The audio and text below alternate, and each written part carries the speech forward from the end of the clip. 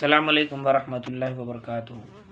آج میں آپ کی خدمت میں عمل لایا ہوں من پسند نوکری کے لیے، یا منصب کی تلاش ہے، یا ہر مہم میں کامیابی حاصل کرنا چاہتے ہیں۔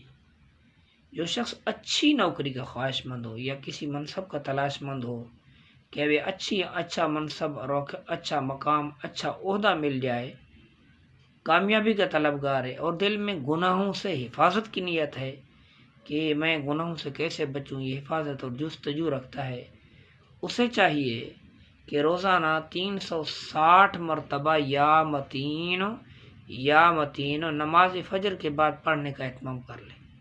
بس صبح کو فجر نماز کے بعد 360 مرتبہ پڑھ لے، بس سارا دن اللہ تعالیٰ کی رحمت میں، امان میں بھی رہے گا۔